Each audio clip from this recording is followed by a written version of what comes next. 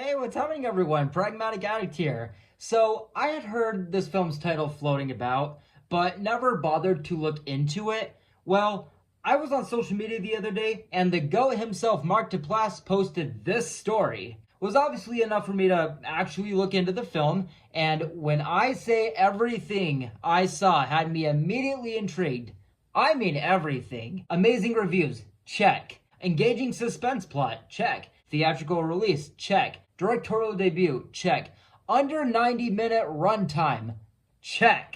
And last but not least, association with the Duplass brothers themselves, check. The second I actually knew about this film, I couldn't wait to see it. Didn't even watch a trailer. So this film follows a young black family whose lives are disrupted when a mysterious woman enters their home, leading to a night of intense investigation and unraveling secrets. So I gotta say, for one of the shortest films I'll see this year, this movie's got a pretty slow start. But slowly, as we see this family's picture, they were a solid picture, solid family to follow, and with how short this movie is, how slow it starts, and with me not seeing a trailer, though reading this premise, I couldn't predict at all what the movie was gonna be, or even when it was gonna start. But from the reviews and the runtime, I was like, well, it's gotta happen soon, and shit may very well hit the fucking fan immediately. And I gotta say, the second it finally shows something remotely different, this being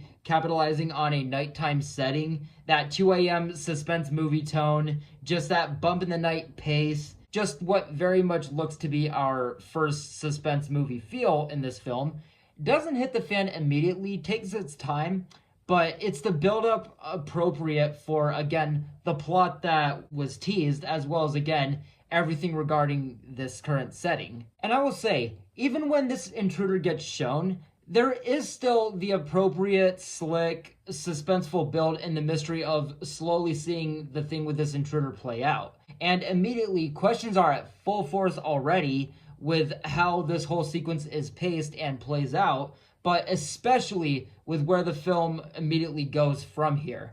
Everything from what just happened to who is this person to who's what in this movie. Because why this intruder is here and what happens with them, it's a whole thing of you don't see or know, but you hear vaguely. You just hear that something definitely alarming just happened.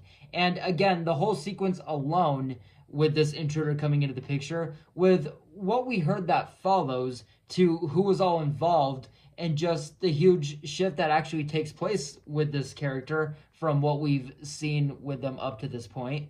Again, questions are at full force and every guard is up. Because also, it's that thing where you just heard whatever the thing was, and then you see the aftermath. And following whatever the fuck happened, we only have one of the two people that were in that situation, that were involved with it and witnessed it. One being this mysterious intruder who is now, for some reason, laid out on the floor, and the other being the father of this family. And the shift that I was saying that this character takes, which is the dad, his response when he's asked what the fuck just happened from his wife when she hears a commotion and comes downstairs and sees this shit is, I don't remember. I blacked out. And one thing I didn't know how I felt about at first was how hard the film pushes the family, which, to be fair, will be on their father's and their husband's side, but how bombarded you are with everyone just saying, oh, it was self-defense. Like this man saying, I don't remember everything that happened, I blacked out, but there was an intruder in the house.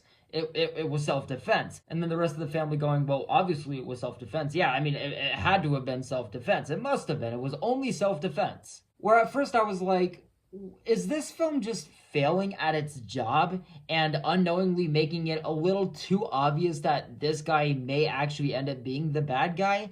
But then I was like, well, to be fair, this is a pretty traumatic thing. Maybe he really wants to believe that he's innocent and wouldn't do anything absurd with him being blacked out and not remembering anything. But then the film's real narrative hit me. This is a black man, and this intruder, she's a white woman. And then, sure enough, just a coincidence, right? Of fucking course, all the detectives, investigators who come to the scene all white. But while you see now what the film's main narrative may be, you are still like, but we didn't see what happened. We can't rule anything out. But regardless, it's how you're viewing this movie, which is from this black man's perspective, and all the questions in general, just as this case and this short runtime, that make this movie just such a solid nonstop thriller. And all this is elevated even more with going back to what I was saying earlier, how this family is obviously going to take this man's side no matter what, with even going to the point of doing things actually incriminating out of panic over fearing this man not looking innocent, and these being a bunch of white cops and this being a black man and a white woman who's laid out on the floor. You just feel all the tension, go through all the emotions, feel all the exhaustion so realistically for this film's story. And I'm definitely gonna give The Knife a positive review. So guys, that does it for my thoughts on The Knife.